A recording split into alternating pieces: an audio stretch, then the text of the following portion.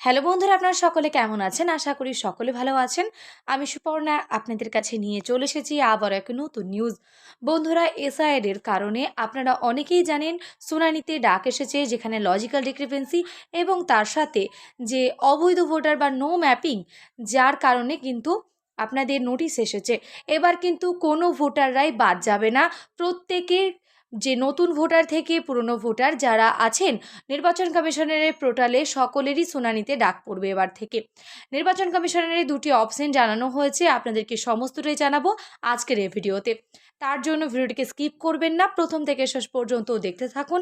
ভিডিওটি ভালো লাগলে অবশ্যই একটা লাইক করবেন, সাবস্ক্রাইব করে চ্যানেলটির পাশে থাকবেন নিত্য রকম আপডেট ভিডিও পাওয়ার জন্য। পাশে থাকা বেল আইকনটি অন করে রাখবেন। তো চলুন, আজকে কি বলা হয়েছে নির্বাচন কমিশনের পক্ষ থেকে সমস্তটাই জানাবো আজকের এই ভিডিওতে। নির্বাচন কমিশন সন্দেহে তালিকার বৈধ ভোটাররাও ইআরও এআরও মনে করলেই পাঠানো হবে নোটিশ। এবার বৈধ ভোটারদের নির্বাচন কমিশনের সন্দেহের দৃষ্টিতে দেখছে, তারাও শুনানিতে ডাক পেতে পারেন।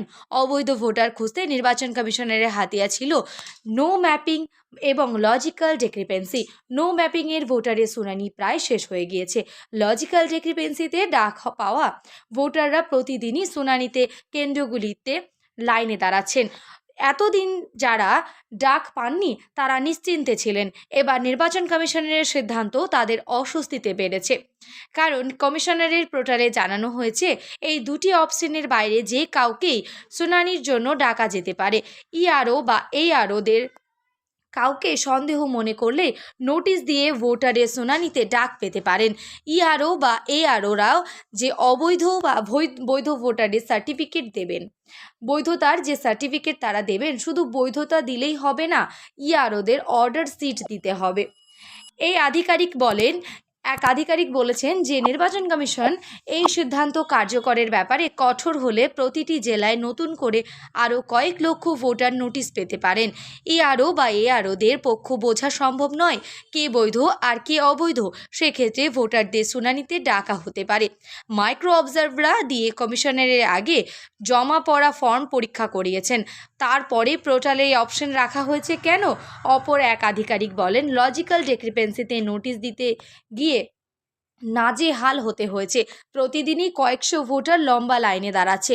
সামান্য নামের ভুলের জন্যই তাদের ডাকা হয়েছে। এছাড়া একজন ম্যাপিং দেখিয়ে 6 জন ভোটারের তালিকায় নাম তুললে তারাও সন্দেহজনক হয়ে উঠেছেন। বিএলওদের আধিকারিক রক্ষা কমিটি আহ্বায়ন বাপ্পাদিত্য বন্দ্যোপাধ্যায় বলেন, নির্বাচন কমিশনের তুগলকি আচরণে খেসারত আমাদেরকে দিতে হচ্ছে। যখন যা মনে হচ্ছে তখন সেটা তারা করতে পারে না। এই জিনিস চলতে পারে না। রাজ্য জুড়ে আমাদের আন্দোলন শুরু করব।